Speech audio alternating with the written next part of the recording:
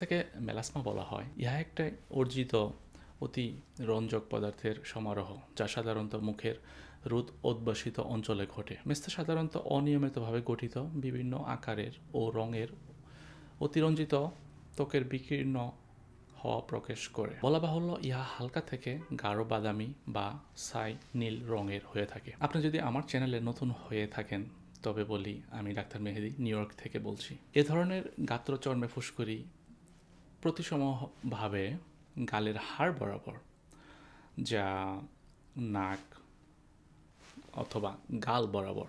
আমরা দেখতে পারি এখানে যে গাল বরাবর কিছু অস্বাভাবিক অতিরঞ্জিত পদার্থের সমারোহ দেখা যাচ্ছে, এখানে স্বাভাবিক। এছাড়াও কেন্দ্রীয় মুখমণ্ডল বরাবর, যেমন হতে পারে নাক, হতে পারে কপাল, উপরের ঠোঁট অথবা চিবুক বরাবর।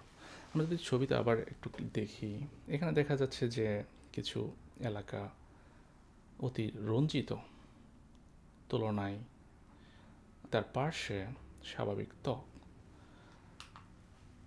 আরেকটু যদি আমরা দেখতে চাই, কপালে কিছু অতিরঞ্জিত পদার্থর সমারোহ, গালে, নাক বরাবর, উপর ঠোঁট, চিবুক ইত্যাদি স্থানে মেস্তা দেখা যায় বেশি। মহিলাদের মাঝে মেস্তা বেশি দেখা যায়, বিশেষত গর্ভাবস্থায়, যখন ইস্ট্রোজেন, প্রজেস্টেরন ও ত্বকে রঞ্জক পদার্থ উৎপাদনকারী হরমোন বেড়ে যায়। রঞ্জক পদার্থ উদ্দীপনার মাধ্যমে রজক পদার্থ তৈরি বেড়ে যাওয়ায় অতিরঞ্জিত ত্বক বিকাশ লাভ করে। ব্যাপারটা হচ্ছে যে মেলানোসাইট স্টিমুলেটিং ফ্যাক্টর এক্ষেত্রে দায়ী, যার ফলে অতিরঞ্জিত ত্বক বিকাশ লাভ করে।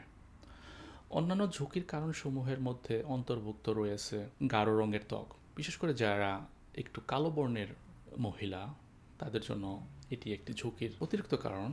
এছাড়াও পারিবারিক ইতিহাস থেকে এটি প্রসার লাভ করতে পারে। থাইরয়েড গ্রন্থির অকার্যকারিতা, যাকে হাইপোথাইরয়েডিজম বলা যায়। এছাড়াও কিছু ওষুধের ব্যবহার, যেমন জন্ম নিয়ন্ত্রণ বড়ি, কিছু মহিলা গর্ভনিরোধক পিল খেয়ে থাকেন অথবা মৃগী বিরোধী ওষুধ খেয়ে থাকেন। এছাড়াও কিছু প্রসাধনীর ব্যবহারে এ ধরনের মেস্তার উৎপত্তি হতে পারে। ধারণা করা হয় মেস্তা সম্ভবত অতিবেগুনি রশ্মির বিকিরণে অনাবৃত অবস্থায় থাকার কারণে ত্বকে রঞ্জক পদার্থের, যা মেলানোসাইট বলা হয়, তার বৃদ্ধিকে ত্বরান্বিত করে, বিশেষ করে সূর্য উন্মুক্ত অঞ্চলে। সূর্য উন্মুক্ত অঞ্চল সাধারণত মণ্ডলী বেশি থাকে। এছাড়াও দেখা যাচ্ছে ঘাড় অথবা হাত, এ সকল অঞ্চলই বেশি দেখা যায় মেস্তার জন্য। তবে গর্ভাবস্থা সম্পর্কিত মেস্তা সাধারণত স্বতঃস্ফূর্তভাবে প্রসবের পর প্রথম বছরের মধ্যেই সেরে যায়, যদিও কিছু অঞ্চল সম্পূর্ণভাবে সমাধান হয় না, কিছু অঞ্চল থেকে যায় দাগ। মেস্তার অগ্রগতি সূর্যালোকে কণ উন্মুক্ত হওয়ার মাধ্যমে সীমাবদ্ধ করা যেতে পারে।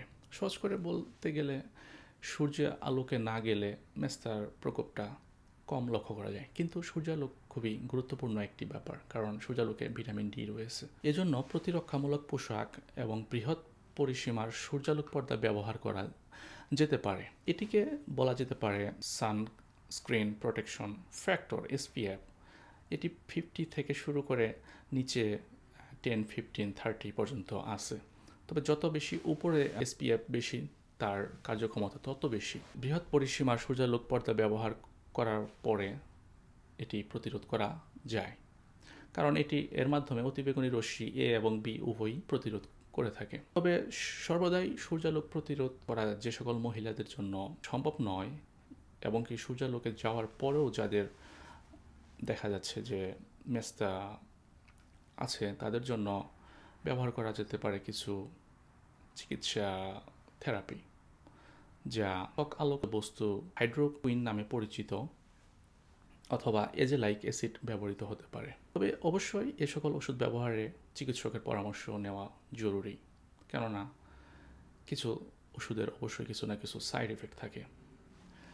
এবং স্থানীয় রেটিনয়েড ব্যবহার করা যেতে পারে, যা রেটিন এ নামে পরিচিত। আমি আগেই বলেছি, এ সকল ওষুধ ব্যবহারের জন্য অবশ্যই চিকিৎসকের পরামর্শ নেওয়া উচিত।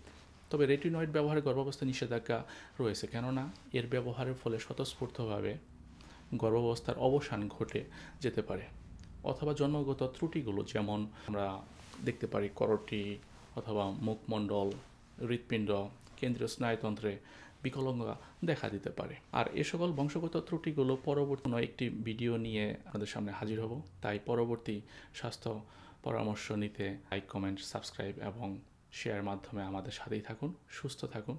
ধন্যবাদ।